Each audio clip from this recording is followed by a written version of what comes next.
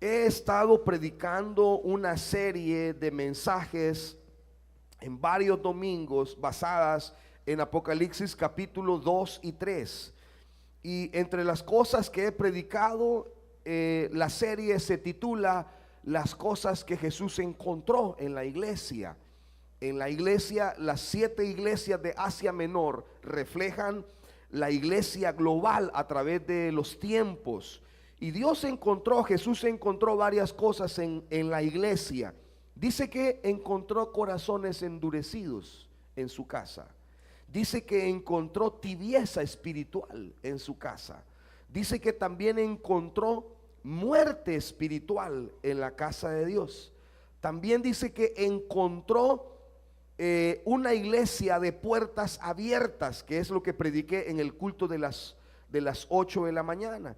Dice que y hoy lo que vamos a estudiar hoy es encontré tolerancia al pecado en la casa de Dios. Eso es lo que vamos a estudiar ahora. Quiero que me acompañen, por favor, al libro de Apocalipsis capítulo 2 versículo 18 en adelante. Encontré tolerancia al pecado en la iglesia. Apocalipsis capítulo 2 versículo 18, dice la escritura: escribe al ángel de la iglesia en Tiatira, el Hijo de Dios, el que tiene ojos como llama de fuego y sus pies semejante al bronce bruñido, dice esto: yo conozco tus obras y tu amor y fe y servicio y tu paciencia, y que tus obras postreras son más que las primeras, pero tengo unas pocas cosas contra ti, que toleras, digan conmigo, toleras, que toleras a esa mujer Jezabel, que se dice profetiza, enseña y seduce a mis siervos a fornicar y a comer cosas sacrificadas a los ídolos. Y le he dado tiempo, diga conmigo, le he dado tiempo, para que se arrepienta, pero no quiere arrepentirse de su fornicación. He aquí, yo la arrojo en cama y en gran tribulación a los que con ella adulteran y no se arrepienten de las obras de ella, y a sus hijos heriré de muerte, y todas las iglesias sabrán que yo soy el que escudriña la mente y el corazón, y os daré a cada uno según vuestras obras. Pero a vosotros, a los demás que están en Tiatira, a cuantos no tienen esa doctrina y no han conocido lo que ellos llaman las profundidades de Satanás, yo os digo, no os impondré otra carga, pero lo que tenéis, retenedlo hasta que yo venga. Al que venciere y guardare mis obras hasta el fin, yo le daré autoridad sobre las naciones y las regirá con vara de hierro, y serán quebradas como vaso de alfarero, como yo también la he recibido de mi Padre. Y le daré la estrella de la mañana. El que tiene oído, oiga lo que el Espíritu dice a las iglesias. ¿Quién es el que está diciendo que en la iglesia de Tiatira había tolerancia al pecado? Es Jesús el que dice esto. Jesús está confrontando a la iglesia y le dice: yo encontré tolerancia al pecado en la iglesia de Tiatira. Esta era una iglesia que toleraba, albergaba, achinchineaba, si me permite usar esa palabra, el pecado. Y es la primera vez que Jesús se revela a la iglesia como el Hijo de Dios. En Tiatira Él se revela como el Hijo de Dios. También se revela como el que tiene ojos como llama de fuego. O sea que los ojos como llama de fuego representan que Jesús tiene el poder de ver en el interior de las personas. Él puede mirar adentro de las personas. Él puede ver el corazón de las personas, porque sus ojos escudriñan todo del ser humano. Él tiene más que un don de discernimiento de espíritu, sino que es la capacidad de Dios de mirar y conocer perfectamente el pasado, el presente y el futuro de las personas. Así que Él se presenta como el que todo lo sabe, como el que a nadie le puede engañar, porque esta mujer llamada Jezabel que se menciona aquí, que es una mujer en particular muy interesante, que vamos a ver más adelante, que también es un espíritu dentro de la iglesia, es un mover de Satanás a veces dentro de la iglesia. Esta mujer se decía ser profetisa, o sea que era una mujer que pretendía presentarse ante la iglesia como una profetisa. También es una mujer que era maestra. Ella enseñaba. ¿Y cuál era su tema favorito? Conocer las profundidades de Satanás. Ese era su tema favorito. Conocer las profundidades de Satanás. Lo que ustedes llaman, dice, las profundidades de Satanás. O sea que esta mujer enseñaba cómo los siervos de Dios podían fornicar, cómo podían comer cosas sacrificadas a los ídolos. En pocas palabras, esta mujer enseñaba cómo pecar. Esa era su mayor enseñanza. Le enseñaba a la gente y le decía: usted puede pecar hoy y arrepentirse mañana. Usted puede hacer lo que quiera de su vida, porque de tal manera Dios siempre le va a amar y le va a perdonar. Y no va a tener consecuencias, porque Dios es un Dios de amor. No va a mandar a nadie al infierno, porque Él no quiere que la gente vaya al infierno. Y enseñaba las profundidades de Satanás. Hablemos entonces un poquito acerca del contexto de esta iglesia. Bueno, la iglesia de Tiatira, este es el cuarto mensaje que el Señor le da a la iglesia. Esta era una iglesia, esta era una ciudad pequeña. Una ciudad pequeña a unos, ¿qué es? 65, 64 kilómetros del sureste de Pérgamo.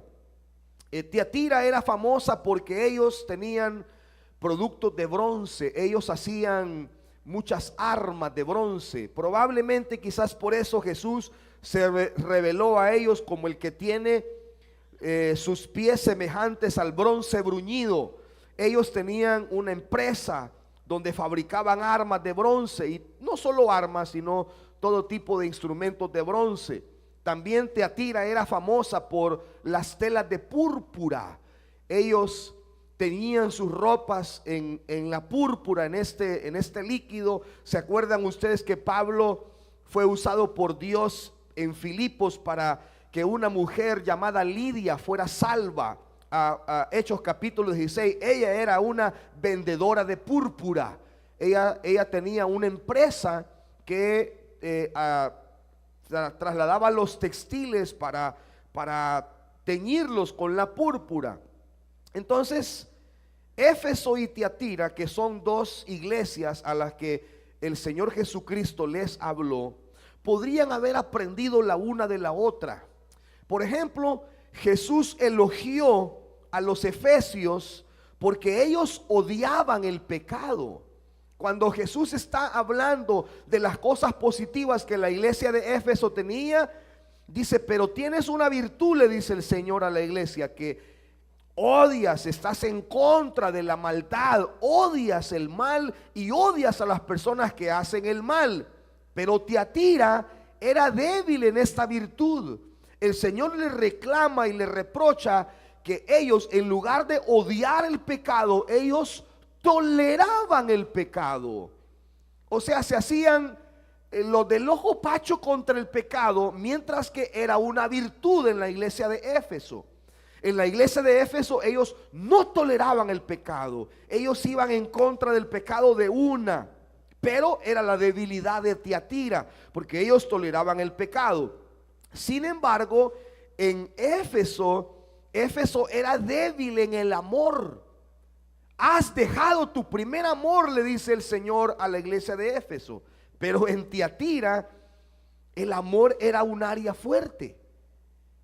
Esta iglesia era una iglesia de mucho amor. Así que el Señor le elogió a la iglesia de Tiatira por su firme amor para Cristo, que lo llevó a aumentar sus obras y su servicio. En el versículo 19 dice claramente eso. Si estas dos iglesias hubieran aprendido la una de la otra, hubieran fortalecido sus debilidades. Yo quiero decirles una cosa hoy, ustedes la saben. No hay iglesia perfecta en este planeta. Las virtudes que son nuestras en Iglesia Sacamil pueden ser desventajas en otra iglesia, pero nuestras desventajas pueden ser virtudes para otra iglesia. Nosotros podemos decir, somos una iglesia muy misionera, y quizás otra iglesia no sea misionera, pero es quizás un poco más evangelizadora que nosotros. Así que quizás nosotros no somos tan evangelizadores y es una deficiencia, pero podríamos aprender de otra iglesia. Quizás nosotros decimos, bueno, somos una iglesia de mucha educación cristiana, tenemos CCDL, tenemos varias materias anexas a CCDL y nuestros hermanos se están capacitando y tenemos como 18 personas en el Instituto Bíblico ahora mismo y como unas 15 personas ya graduadas del Instituto Bíblico. Somos una iglesia con mucho conocimiento espiritual, etcétera, bíblico, perdón. Pero quizás no somos de oración. Quizás no somos tan de oración. Y probablemente una iglesita allá en el campo pase 2 horas de rodillas orando y nos gana fuertemente en oración. Si Éfeso y Tiatira hubieran aprendido la una de la otra, Éfeso hubiera aprendido acerca de Tiatira sobre el amor, y Tiatira hubiera aprendido de Éfeso acerca de no tolerar el pecado. Y las dos iglesias hubieran fortalecido sus áreas débiles y se hubieran sentido útiles ayudando a otra iglesia con sus áreas fuertes. Entonces vas a conocer muchas iglesias donde hay fortalezas, pero también hay debilidades, porque así son las iglesias. No todas las iglesias son fuertes en todas las áreas. Una congregación es como una gran familia, y una familia, un papá puede ser un gran proveedor, pero puede ser un padre que abraza poco. Y un padre puede ser un padre que abraza todos los días, pero que casi no provee. Las dos cosas son necesarias, pero ningún padre de los que estamos aquí cubrimos al 100% las necesidades de nuestra familia. Siempre tenemos una carencia de algo, y entonces necesitamos aprender de otros. Las iglesias necesitan aprender de otros. Ustedes necesitan aprender de otros. Quizás alguien puede decir, pastor, ayúdeme. Hay pastores que me han pedido ayuda con relación, por ejemplo, a misiones o con relación a eventos futuros. Y yo muy alegremente comparto mis materiales, y siempre estoy compartiendo mis materiales, porque para eso es la Biblia, para ser compartida, ¿verdad?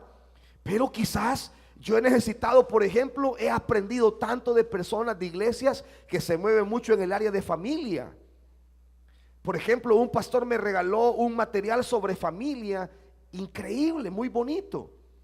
Quizás no sea mi fuerte, quizás no sea el área donde yo, pero el principio que quiero compartir es: las iglesias podemos aprender las unas de las otras.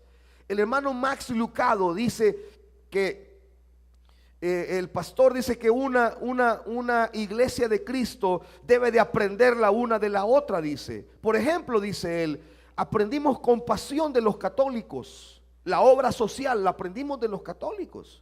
La oración pentecostal la aprendimos de las iglesias pentecostales. Pero la gracia de los bautistas también nos impresiona. Las iglesias deberían de ser lentas para murmurar una de la otra y estar dispuestas a aprender la una de la otra. Incluso hasta podríamos aprender de iglesias que consideramos de falsa doctrina. Uno de mis profesores decía que deberíamos de tener la pasión evangelística de los testigos de Jehová, que teníamos de tener el corazón misionero de los mormones, pero la oración ferviente y la decisión de los pentecostales, decía él. Bueno, él ponía como ejemplo 2 iglesias que consideramos iglesias de falsa doctrina, pero no hay gente más persistente que los testigos de Jehová tocando nuestras puertas. ¿Saben ustedes que los mormones tienen el programa misionero más impresionante de todas las iglesias? ¿Sabe que los chicos, esos techeles que ve ahí caminando con corbata y camisa blanca, esos chicos trabajan todo un año y ahorran como locos frenéticamente para dedicarle un año a Dios a las misiones? Ellos se costean sus gastos. Ellos ahorran todo el año, trabajan en los en los McDonald's, en los lugares de comida rápida, ahorran y antes de entrar a la universidad o hacen una pausa en la universidad y deciden darle un año a Dios de servicio.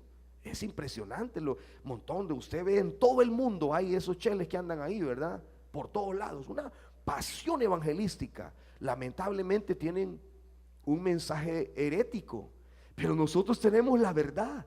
Deberíamos de aprender de ellos, ¿sí o no? Deberíamos de aprender de ellos.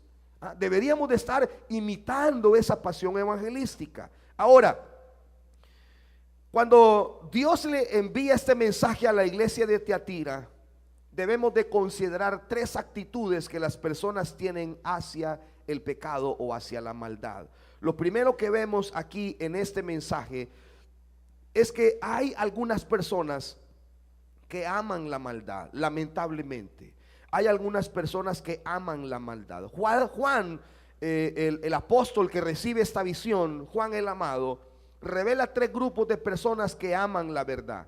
El primer grupo consiste en los que aman la doctrina de los nicolaitas. Esto se menciona en el capítulo 2, versículo 6 el mensaje a las iglesias. Estas personas son mencionadas en el mensaje a la iglesia de Éfeso y de Pérgamo. Los nicolaitas enseñaban que era bueno alimentar los deseos de la carne. O sea, eran personas que desde un púlpito enseñaban: hermanos, si eso le produce placer, si usted se siente bien, hágalo, no se preocupe. Además, si en el camino se siente mal, entonces pídale perdón a Dios y Él lo va a perdonar. Estas son verdades a medias, porque sí, Dios te va a perdonar, pero no te dicen las consecuencias del pecado que la persona va a tener al final del día. Entonces, los nicolaitas eran una doctrina peligrosa. Eran personas que amaban el mal, amaban el pecado. El segundo grupo corresponde a los seguidores de Balaán. En Pérgamo, capítulo 2, versículo 14, se habla de la doctrina de los que siguen a Balaán. ¿Qué predicaban estos? Estos asistían a las fiestas pecaminosas, comían carne ofrecida a los ídolos y cometían todo tipo de pecados sexuales, y eran personas que amaban la recompensa económica ilegal. ¿Acuerdan ustedes de este profeta Balaán? Uno de sus pecados fue amar la riqueza, amar el dinero mal habido. Y el tercer grupo que está en Tiatira son los seguidores de Jezabel. En el Antiguo Testamento, Jezabel fue la esposa de un rey, de uno de los reyes más malvados que Israel tuvo, llamado Acab. Y este rey, esta era una mujer hija de un rey sidonio, era una por lo tanto extranjera y tenía costumbres paganas. ¿Cuál es realmente el espíritu de Jezabel en el Antiguo Testamento? Ella llevaba a los siervos de Dios a adorar a Baal. Y Jezabel en Tiatira parece ser que tenía privilegios y tenía influencia dentro de la iglesia, y esa influencia la ocupaba para hacer caer a los siervos de Dios. O sea, su trabajo era seducir a pastores, líderes y personas que tenían algún liderazgo dentro de la iglesia y hacerlos caer. Ese era su papel fundamental. Es un espíritu que hace y ataca a nuestros músicos, ataca a nuestros diáconos, ataca a los pastores, ataca a los líderes, porque ese espíritu de pecado sexual quiere que los líderes de una iglesia fracasen en sus matrimonios, fracasen en su vida de santidad, fracasen en la santidad que Dios exige de ellos. ¿Por qué? Porque si alguien que se para en un púlpito a predicar o a cantar o a ministrar la alabanza, él es presa de los pecados sexuales, ¿qué es lo que va a transferir a la iglesia a la que está ministrando? Va a transmitir eso, pecado. Porque no podemos dar lo que no tenemos, damos de lo que tenemos. Y si hay pecado sexual, entonces transferimos pecado sexual. La influencia de esta mujer estaba tan fuerte que seducía a los siervos de Dios a cometer pecado por medio de las enseñanzas de ella, ¿verdad? La cultura que esta mujer estaba implementando era una cultura de sensualidad, era una cultura de no tenerle temor al pecado, acercar a las personas al pecado. Se llamaba a sí misma, ella se llamaba a sí misma, dice la Biblia, profetisa, y afirmaba que ella conocía los secretos de la profundidad de Satanás. Ella quizás enseñaba los secretos de Satanás por medio del pecado.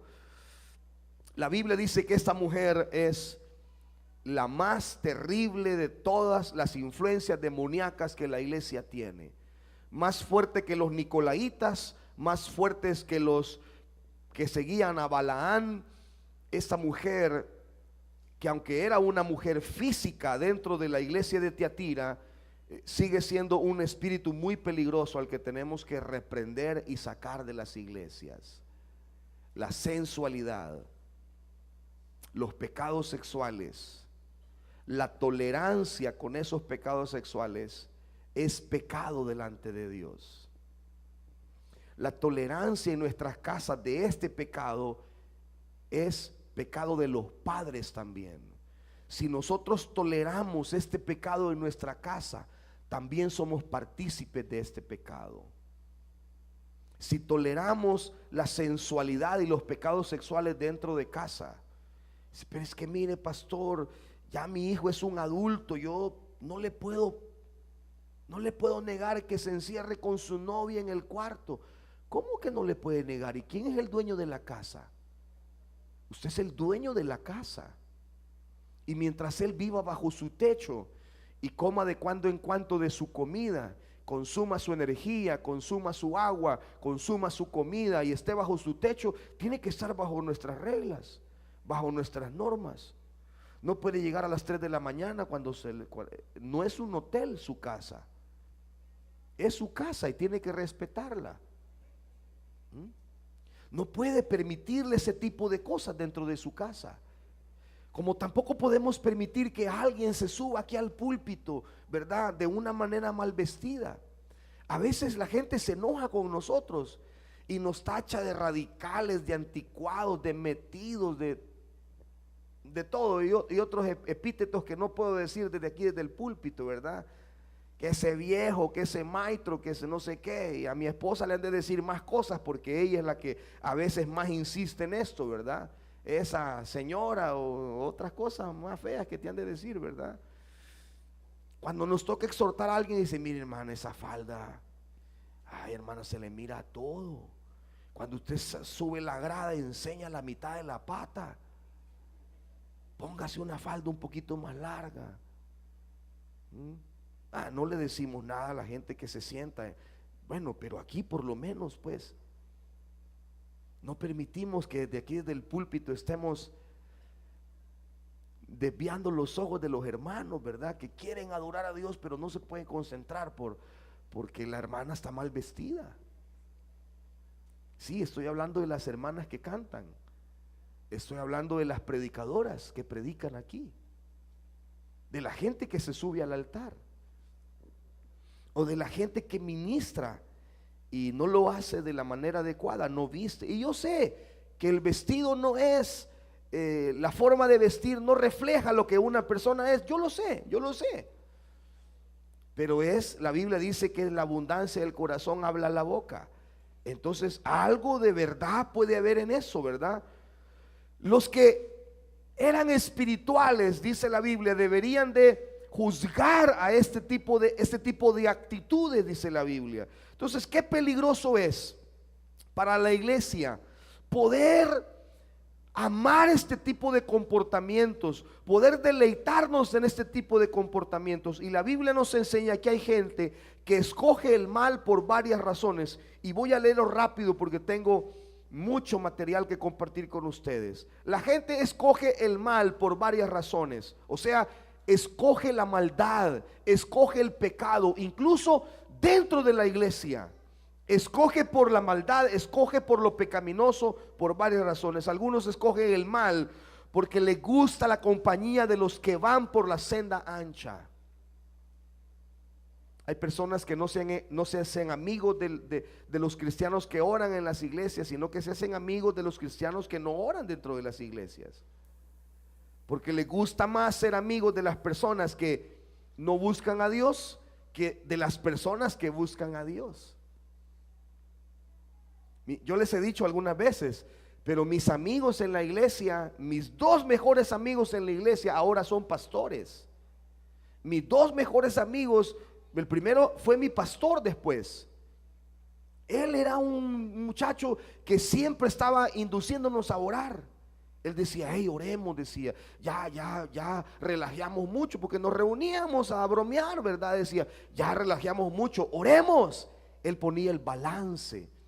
Nos íbamos a lugares a departir, a pasar un tiempo bonito entre jóvenes de la iglesia, pero él siempre el que decía, hey, oremos un rato, busquemos a Dios. Él era un tipo de oración. Y la otra persona era uno que siempre nos impulsaba a orar, a servir a Dios. Él siempre estaba, él era como nuestro pastor juvenil. Él nos andaba siguiendo, nos perseguía, nos buscaba. Cuando estábamos desanimados nos alentaba. Esos eran mis mejores amigos. Ahora había otro por ahí. Habían otros malacates. Había uno que dejó embarazada a una muchacha. Habían otros amigos ahí. Ahí estaban dentro de la iglesia. No los podíamos echar, eran de la iglesia. Pero eran malías. Yo los saludaba, eran hermanos de la iglesia, pero no eran mis amigos. No eran con quien yo iba a salir a tomarme un café con ellos. No, con quien yo pasaba tiempo era con estos dos. Ahora ellos son pastores. ¿Por qué escoge la compañía de los que andan en la senda ancha? Otros escogen el mal por interés al dinero, como lo hacía Balaán. Balaán se vendió por dinero. Algunos escogen el mal por placer, porque les produce placer, como Esaú, que dice la Biblia que la Biblia lo llama profano porque él escogió el placer.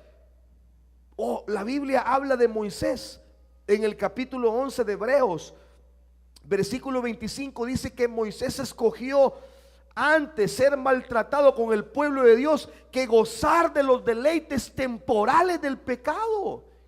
Moisés es la antítesis de lo que fue Esaú. Esaú amó el pecado, pero Moisés escogió primero el maltrato antes de los placeres temporales del pecado. Porque sí, el pecado es placentero, pero dura poquito.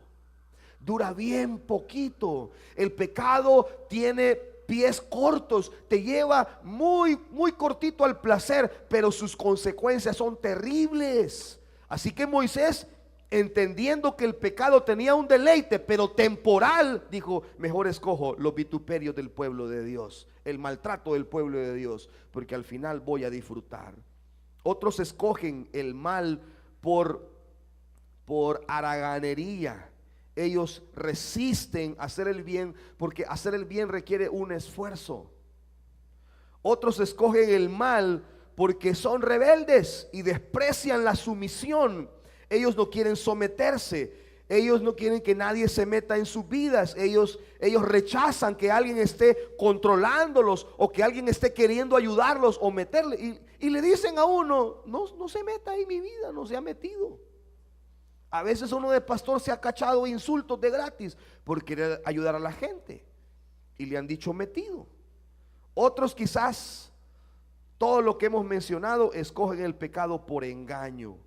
Algunos son engañados por Satanás. Primera de Corintios 6:9 dice, no erréis, ni los fornicarios, ni los idólatras, ni los adúlteros, ni los blasfemos, ni los que se echan con varón, ni los ladrones, ni los avaros, ni los borrachos, ni los maledicientes, ni los blasfemos heredarán el reino de Dios. Con este versículo ya no hay ignorancia, ya estamos conocedores, pero aún el diablo sigue engañando a más personas. Finalmente algunos escogen el mal, porque son engañados por el mismo pecado. Gálatas 6:7 dice: no os engañéis, Dios no puede ser burlado, pues todo lo que el hombre sembrare, esto también segará. Porque si el hombre siembra para la carne, va a segar de la carne corrupción, pero si siembra para el espíritu, del espíritu va a segar para vida eterna. No nos cansemos pues de hacer el bien, porque a su tiempo segaremos si no desmayamos. Ninguno de nosotros elige ser pecador. Nacimos siendo pecadores. Todos los que estamos aquí nacimos siendo pecadores. No obstante, muchos de nosotros, muchas personas, escogen continuamente seguir siendo pecadores. Muchas personas eligen caminar por el camino ancho de la maldad, pero todos tienen la oportunidad de caminar por el camino angosto y hacer las cosas bien como Dios quiere que las haga. Muchas personas escogen lo fácil, pero muchos también escogen el camino más difícil, el camino angosto. Jesús dijo: ancho es el camino que lleva a la perdición y muchos van por él, porque es fácil. Y angosto es el camino que lleva a la vida y pocos van por él. Pocos deciden hacer la voluntad de Dios. Por eso la gente ama la maldad. Pero este mismo pasaje nos enseña que hay gente que escoge el mal por varias razones, y hay otros que toleran la maldad. Hay unos que aman el mal, pero hay otros que toleran la maldad. Jesús no se complace con las personas que toleran el mal. Él le habló fuerte a la iglesia de Tiatira, porque le dice: tengo unas pocas cosas contra ti, que toleras a esa mujer. Es decir, los líderes de la iglesia sabían quién era Jezabel, sabían lo que hacía, tenían pruebas, tenían evidencias, tenían en sus manos las pruebas de lo que esta mujer hacía. Esta mujer ya había desbarrancado a varios líderes, ya había hecho desastres en la iglesia, y la seguían tolerando, posiblemente porque daba dinero, posiblemente porque era influyente, o yo no sé por qué la seguían tolerando. Pero Jesús está molesto porque esta iglesia tolera todavía a esta mujer. Solo una parte de los miembros de Pérgamo y de Tiatira seguían a Balaán, seguían a los Nicolaitas o a Jezabel, pero todos eran culpables de no actuar contra las falsas enseñanzas de estas tres doctrinas. O sea, que no era suficiente rechazar el pecado, Dios esperaba que ellos se manifestaran en contra del pecado. ¿Me doy a entender con esto? No todos en la iglesia se habían contaminado con Jezabel, no todos habían fornicado con ella. La gran mayoría de personas estaban limpias quizás de este pecado, pero eran culpables de tolerancia. Eran culpables de no decir: pastor, ¿por qué están permitiendo esto? ¿Por qué permiten lo otro? Hermanos, no se dan cuenta de lo que está pasando.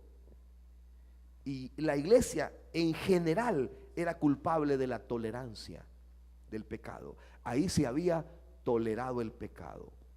La Biblia, por ejemplo, nos pone en perspectiva en primer libro de Samuel capítulo 2. ¿Cuál fue el pecado de Elí? La Biblia dice que Elí conocía que sus dos hijos, Omni y Fibnes, Elí sabía que ellos tenían relaciones sexuales en la puerta del templo. Elí sabía que ellos se robaban los sacrificios que eran para Dios. Habían ciertos sacrificios donde el sacerdote podía tomar carne para su familia, pero había un sacrificio llamado holocausto, que ese no se podía tocar. Toda la carne tenía que ser consumida en el altar, y era la mejor carne. Así que los hijos de Fitness decían: no, qué desperdicio, quitémosle un pedazo de carne a esto y comámosla. Y se comían con sus amigos ahí, con sus amigotes, y después de la comida, relaciones sexuales con las personas que habían invitado a comer. Y Elí sabía totalmente todo lo que ellos, Y la palabra del Señor fue esta. Oigan la palabra de Dios. ¿Por qué honraste a tus hijos más que a mí? Le dice Dios a Elí. ¿Qué significa honrar a los hijos? Tres cosas. ¿Por qué le tuviste miedo más a tus hijos que a mí? ¿Por qué escogiste a tus hijos antes que a mí? ¿Por qué? ¿Por qué? ¿Por qué tapaste a tus hijos queriéndolos poner en un pedestal? El peor error de los pastores, del por qué sus hijos no se levantan, es porque quieren presentarle a la congregación hijos perfectos. Mis hijos no son perfectos. Perdí la cuenta de las veces que les he puesto disciplina, porque los he descubierto en pecados. Que sean hijos de pastor no quiere decir que van a caminar con alas, que tienen alas. No, son seducidos por las tentaciones igual. Y yo como padre sigo luchando por la santidad de ellos. Pero yo agradecería cuando alguien me diga: pastor, vi a su hija, vi a su hijo en esto y en esto y en esto. Yo no lo voy a tomar como un chambre, porque los papás somos los últimos que nos damos cuenta. Ya de mí si yo amo más a mis hijos que a Dios. Y digo: no, yo no quiero que la iglesia se dé cuenta de este pecado de mi hijo, de mi hija. No, ¿qué va a decir la congregación? A mí realmente no me interesa lo que la iglesia va a decir, pero yo voy a corregir el pecado de mis hijos. Debo de corregirlo. No voy a honrar más a mis hijos que a Dios. Y les he dicho una y otra vez a ellos: el día que ustedes quieran pecar abiertamente en esta casa, entonces compren una casa, alquilen una casa y váyanse a vivir como ustedes quieran vivir, pero en mi casa no van a vivir como quieren. ¿Nos estás echando? Sí, porque en mi casa no voy a permitir el pecado de ninguna manera. Así que la Biblia dice que Dios sentenció a Elí y le dijo: nadie de tu familia va a morir de viejo, todos se van a morir jóvenes. Y de esa manera Dios erradicó el pecado en el sacerdocio. Los hijos de Elí murieron jóvenes y tuvieron muertes violentas, y sus nietos murieron jóvenes. Algunos murieron siendo niños, en la flor de su juventud murieron, algunos siendo adolescentes. Dios cumplió su palabra, porque Elí toleró el pecado. Mucho cuidado, padres que estamos aquí. No toleremos el pecado de nuestros hijos. Yo estaba muy frustrado un día que uno de mis hijos, no le voy a decir quién, uno de mis hijos a regañadientes me dijo: te odio, así entre dientes. Yo lo escuché, hermano, yo me sentí terrible. Me dijo que me odia. Yo he sido buen padre, me he rajado el lomo para que no le falten. Yo, hermano, me quería morir. Sentí indignado. Te odio, me dijo así entre los dientes, ¿verdad?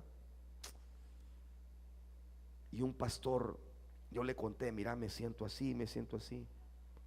Qué bueno que te odie, me dijo. ¿Cómo? Sí, me dijo. Chévere que te odie. Así tiene que ser, me dijo. Es que vos no sos chero de tus hijos, me dijo. Porque a uno le han dicho, ¿verdad? Hágase amigo de sus hijos. Mentira, usted no puede ser amigo de sus hijos. Usted es su papá, no es su amigo, hombre. Ahora, déles amistad, que es otra cosa. Déles amistad, pero no, usted no es su chero. Usted es su papá.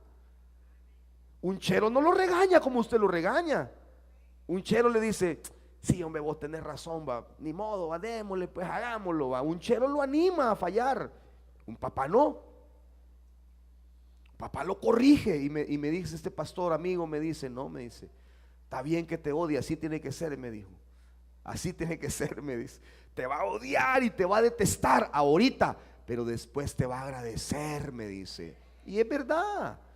¿Cuántas veces nosotros en nuestra mente quisimos pulverizar a nuestros papás porque no nos dejaron ir a un lugar, porque no nos dejaron hacer tal cosa, porque papá, pero mira, otros, mis amigos lo hacen, todo el mundo lo hace, a mí qué me importa, decía mi mamá. Cuando mi mamá decía una cosa, hermano, eso era como el Armagedón. Ahí ardía Troya. Mi mamá no me dejaba pasar una. Y no toleró mi mamá el pecado conmigo en ninguna forma, de ninguna manera. Cuando me encontró cabullas de cigarro en mi casa, debajo de mi cama, no les digo lo que me hizo, porque la pueden echar presa todavía. Pero hermano, me dio una paliza tremenda. Mi papá fue muy fundamental en ese tiempo también. Mi segundo papá me ayudó muchísimo a dejar muchas cosas, muchos pecados, muchos vicios en los que yo estaba. Y no me toleraron, no me dejaron pasar una. Mi mamá no me dejaba pasar una. No permitió el pecado en su casa. Dios se enojó con la iglesia de Corinto, por ejemplo, cuando toleraron el pecado. Ahí en la iglesia de Corinto hubo un hombre, hubo un joven que cometió pecado de incesto. Él se metió sexualmente con su madrastra y la iglesia estaba tolerando ese pecado. Así que Pablo les advirtió en 1 Corintios capítulo 5 y les dijo lo siguiente: ¿no sabéis que un poco de levadura leuda la masa? Limpiaos pues de la vieja levadura, para que seáis nueva masa, sin levadura, como sois. Pablo les dice: si ustedes siguen tolerando a ese muchacho que está ahí, que se acaba de meter con su madrastra, si ustedes no le ponen un alto a eso, esa pequeña levadura va a leudar toda la congregación. Esa pequeña papa podrida va a podrir las demás. ¿Y qué hizo Pablo? Le exigió a la iglesia que lo echaran. Yo solo una vez he corrido a una persona de la iglesia y espero no volver a hacerlo. No me gustaría volver a hacerlo. Pero me acuerdo que una vez eché a una persona de esta iglesia por algo que estaba haciendo grave, muy grave, y le dije: si te vuelvo a ver poner un pie en esta iglesia, te denuncio y te meto preso. No le dije así, le dije otra palabra que no la puedo decir desde aquí, pero le dije: te meto preso. Yo te meto preso, le dije yo. No te quiero volver a ver aquí en la iglesia. Nunca volvió. Yo lo eché de la iglesia. Es la única vez. Ahora, la Biblia dice que Pablo lo expulsó de la iglesia. Pero ¿qué pasó? Un par de capítulos más adelante dice Pablo que este joven fue restaurado, que Dios lo perdonó y que se arrepintió y volvió a la iglesia. Y Pablo dice: ¿se acuerdan de aquel fulano al que echamos de la iglesia porque no se quería arrepentir, porque quería seguir fregando muchachas y haciendo esto y lo otro ahí en la iglesia y metiéndose con medio mundo? ¿Se acuerdan? Sí, dice. Bueno, recíbanlo porque ya cambió, dice Pablo. La disciplina de haberlo sacado de la iglesia y quedarse sin amigos de la iglesia, sin la comunión de la iglesia, sentirse desamparado sin Dios, lo hizo reflexionar y él se volvió a Dios. Y Pablo dice en 2 Corintios capítulo 2 versículo 5 en adelante, ahí lo va a encontrar. Pablo dice: recíbanlo. Los creyentes de Corintio obedecieron a Pablo en echarlo, en expulsarlo. Y es decir, estaban salvaguardando la santidad de la iglesia, y por eso este muchacho tuvo que ser expulsado. Pero luego él se arrepintió y la iglesia lo recibió con amor. Ese es el trabajo de la iglesia: restaurar al que quiera ser restaurado. Finalmente, hay otra tercera actitud que las personas toman dijimos, unos aman el pecado, otros toleran el pecado, pero los justos, la gente de Dios, odia el pecado y odia la maldad. La Biblia nos manda a odiar el pecado. Dice la Biblia que si queremos conocer a Dios, debemos de amar lo que Dios ama y odiar lo que Dios odia. ¿Saben ustedes que Dios odia? Él odia. No odia al ser humano, odia el pecado, odia la maldad. Esas son las cosas que Dios odia.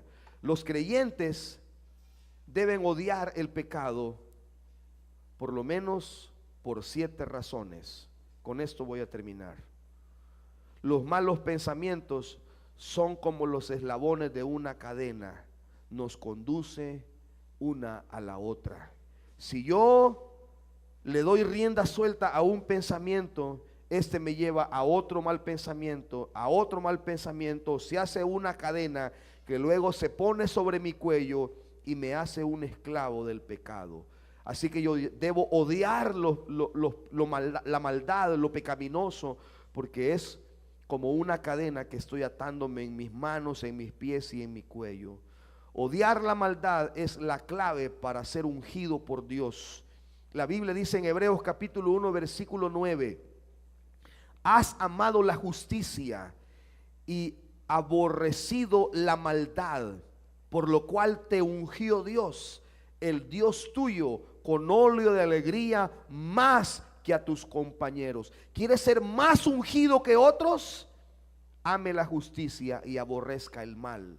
¿Quieres ser usado por Dios? Ame la justicia y odie la maldad. ¿Quieres ser ungido por Dios con óleo de alegría? Dice, ame la justicia y aborrezca la maldad. Por cuanto amaste la justicia y aborreciste la maldad, te ungió Dios, el Dios tuyo, con óleo de alegría más que a tus compañeros.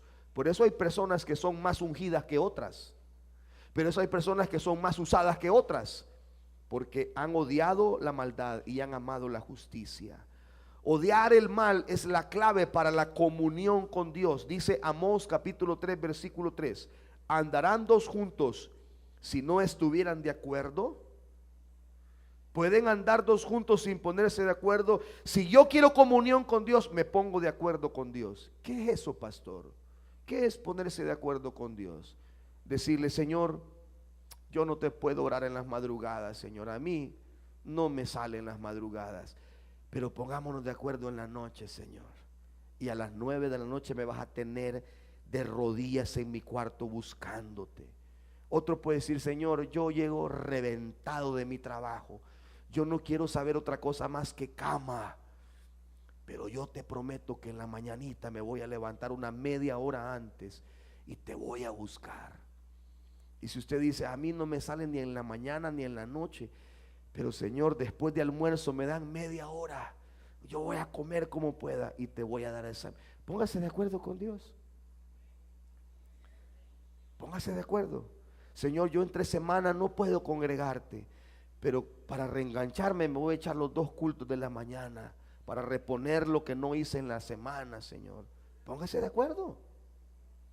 Señor, yo el domingo no puedo, pero martes y jueves ahí voy a estar. Señor, a mí me cuesta el CCDL, yo martes no puedo, pero jueves me voy a inscribir a CCDL.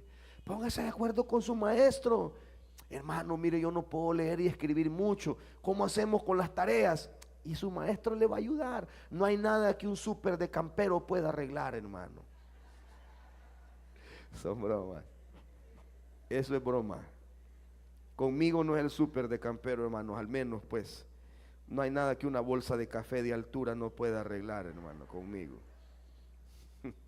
En grano si fuera posible, ¿va? Póngase de acuerdo. Póngase de acuerdo con Dios. Andarán dos juntos sin ponerse de acuerdo. Usted no puede tener comunión con Dios si no se pone de acuerdo con Dios. Quiere tener comunión con Dios, sea intencional. Póngase de acuerdo con Dios. Que Dios sepa que usted va a estar a esa hora que se puso de acuerdo con Él. Póngase de acuerdo. ¿Qué más? La maldad mató a Cristo y destruye a las personas.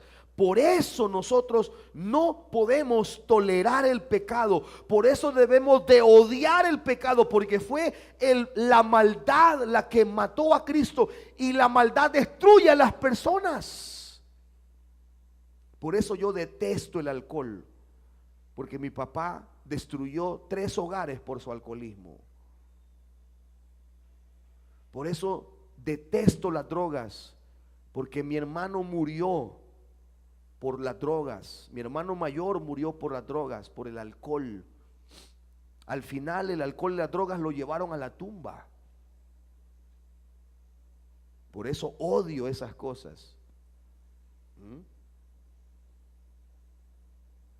Porque el pecado destruye a las personas. El pecado es la carnada de Satanás. Dice Amós 5:15: aborreced el mal y amad el bien. Amós 5:15. El pecado puede ser la causa por la que el Señor disciplina a un creyente con enfermedad. Esto lo vemos en Apocalipsis 2:22, en Juan 5:14, en Primera de Corintios 11:30, en el Salmo 119 versículo 67 y en Jonás capítulo 2. El pecado puede ser la causa por la que Dios disciplina a una persona con enfermedad. Por eso odiamos el pecado. Yo tuve la triste experiencia de ver a una persona morir de VIH. Es la muerte más horrible que yo he visto. Es la muerte más horrible. Cuando yo estaba viendo esta persona, era una mujer morir, una mujer de 36 años. Parecía una anciana de 60, 70 años. No les miento. Parecía una anciana de 70 años. Era una mujer de 32 o 36 años, si mi memoria no me falla, en Mexicanos.